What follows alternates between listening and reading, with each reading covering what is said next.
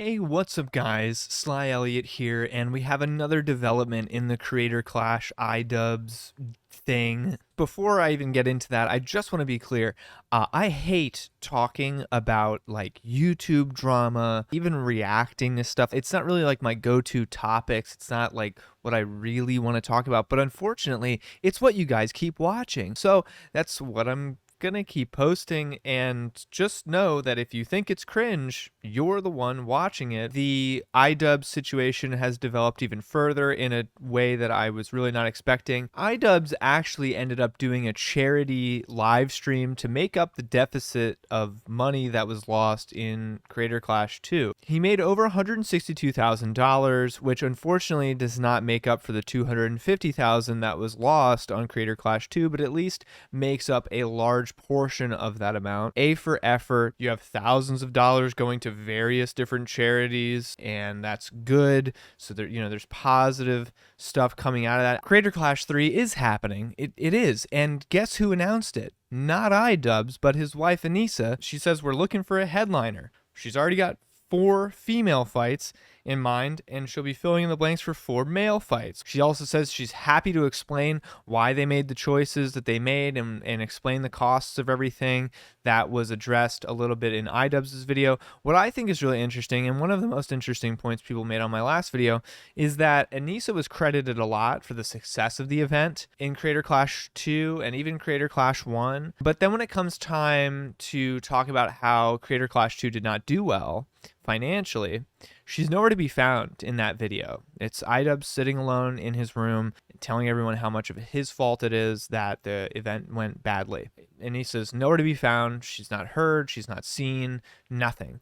No comments on Twitter either about it. No chiming in about it. The only time she then chimes in is when she is able to announce positively that Creator Clash 3 is happening, so that she can take the glory, so that she can get the positive affirmations, while her husband iDubbbz gets all the flack, gets all the blame, has to be made the bad guy and the scapegoat, whatever. I believe that Anisa should have been on that video. I think they should take equal responsibility. If the glory goes equally to both of them, then I think the blame needs to work the same way as well. I think it's weird to me that Anisa was not there, and it shows one of the first very clear indications to me. I think a lot of the stuff up until this point was very like, a lot of it was kind of hearsay, a lot of it was kind of unfounded and speculative and whatever, and just like weird prying into their personal lives and making assumptions on their personal lives that felt weird and out of pocket and based on nothing. But Anisa's lack of presence in that last video to talk about that negative thing, to not be there to support iDubbbz, to not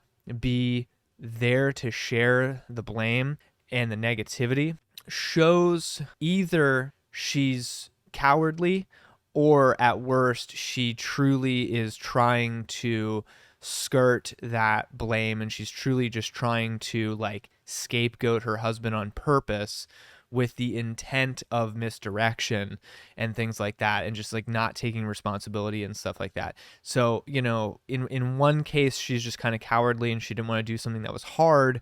In another case, it's like a conscious, malicious effort to just kind of like make him be the one that looks bad while she gets to still look good, and everything like that. And hey, who knows? You never know what goes on behind closed doors.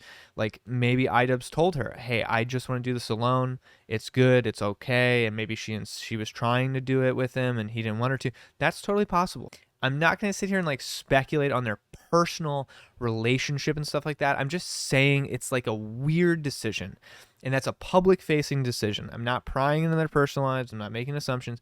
I'm saying that is a obvious public facing, weird, conscious decision that was made on their behalf, both of them, for this event that they put on together, that she has been credited many times and says that she is very much involved at the high level of decision making for these events and putting these events on.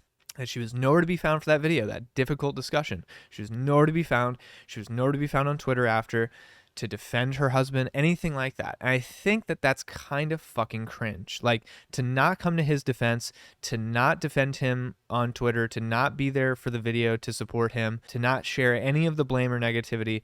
I think it's cowardly at minimum, you know. And then she's like, I've gotten to the point where I've realized you guys are just assholes. And it's like, dude, she's so averse to any form of negativity. She's so averse to any form of criticism that she literally cannot handle it, shuts down.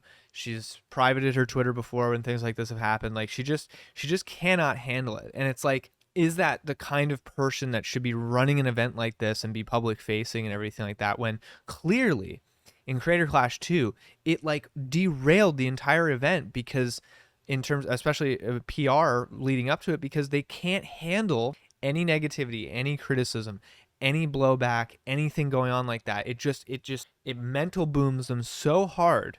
Are these the types of people that should be running this kind of event, a striking sport event? Is that the type of people that are soft like that? I don't know, man. And I'm not really even saying that iDubbbz is that soft, right? Because like, he's taken licks in the ring. Don't get me wrong, dude. Now, getting your ass beat like 2 times in a row and losing is not like the most impressive thing, but getting in the ring at all is impressive.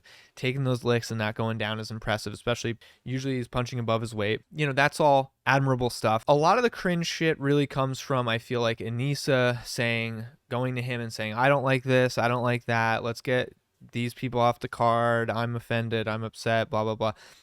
I feel like there's a lot of that going on behind the scenes, probably. It would seem, and she just seems to be very thin-skinned. She seems like she can dish it out, but she can't take it. I'm really not wanting to sit here and like criticize her based on her. I'm not like trying to assassinate her character or anything. I just wish these people would like get a grip, man. Just get a fucking grip. Creator Clash 2 was financially unsuccessful. If you're public facing and you're running events like this, you need to take responsibility for everything, not just the good stuff, but the bad stuff too. Support your fucking husband.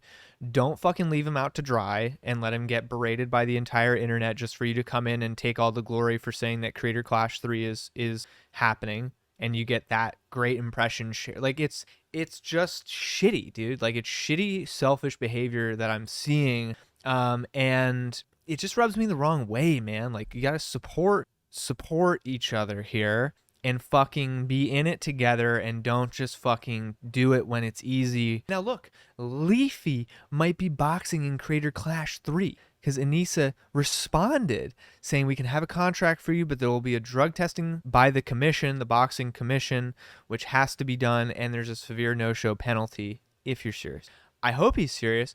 Look, Leafy's a small guy, don't get me wrong. I'd have no idea who he would box that's in his weight class, and he'd have to do a lot of training to get to the point where he can get in the ring. I would love to see someone like Leafy, who's run his mouth since 2015, 2016. I'd love to see him get in the ring and see what he can do in real life instead of behind a computer screen. That would be very interesting to watch. I love to watch Leafy get his ass beat, don't get me wrong, because I think Leafy's fucking annoying. He's based, but he's fucking annoying, and he always has been. So it would be great to see him put his money where his mouth is and step in the ring. I think it's interesting though, because he says he's going to train with Sam Hyde. Sam Hyde's going to train him in Rhode Island. The Rhode Island crew, I don't think they have a loss. I think they got all W's under their belt. So maybe if he goes to the Rhode Island training camp, he really might pull out a W. I don't know. Those guys, they churn out monsters up in Rhode Island. I'll tell you what. I think that'd be interesting to see Sam Hyde train him. Although, I don't know if Sam Hyde will train him, because Leafy seems like he's the type of person that Sam Hyde would not really like very much. So I'd be interesting to see if that's actually going to happen. We'll see. I think it's interesting that Anisa still responds, even though he mentioned Sam Hyde training, still offers a contract. That might either be because they know that they have to say yes to that, because if they don't, they'll have immediately another Creator Clash 2 scandal, issue, PR nightmare on their hands. Again, immediately at the announcement of the new event, way before, like, that would just, I mean, the PR would be a nightmare all the way up until the event if they would say no to this. So they're really in a pickle. Or they might be saying yes to it because maybe there's some credibility to, you know, with the Froggy Fresh situation, where, judging by the texts that iDubbbz showed from their exchange about the situation with Froggy, it seems like iDubbbz was like, hey, it's cool if you want to train with Sam Hyde. Just wait until after the event to post content.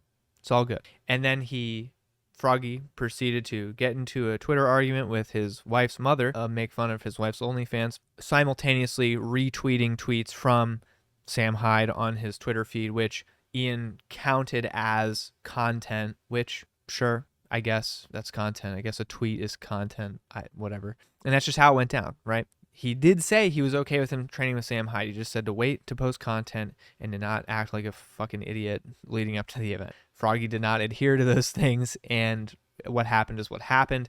I'm not saying it's necessarily Froggy's fault. I'm just saying I think there's a little column A, column B there. And so now it seems like we might actually get a Sam Hyde training camp Leafy crossover episode. Maybe he won't get kicked off the card either, although Leafy says a lot of fucking crazy shit. I wonder if they want Leafy to box just because Ian also wants to see him get his ass beat. I wouldn't be surprised there. These are all very interesting developments, absolutely. We have Creator Clash 3 announced. We have Anisa chiming in for the first time in a while. We have Leafy potentially boxing on the Creator Clash 3 card and training with Sam Hyde. There's a lot of stuff going on, man. It's a busy, busy time. I have no idea how it's going to go. I would be very shocked if Leafy ends up actually boxing in Creator Clash 3, but we'll see. I don't know what else to say, guys. It's interesting stuff going down. I would love to see this all come to fruition and for nobody to pussy out on this one, but we'll see. Yeah, I just think it's interesting, guys. Thanks so much for watching. I have more interesting videos coming out. I'm just talking about it because I know you guys want to hear about it with this YouTuber drama stuff. Thanks so much for watching. I'll catch you on the next one. Subscribe to see more videos similar to this one, and I'll see you later.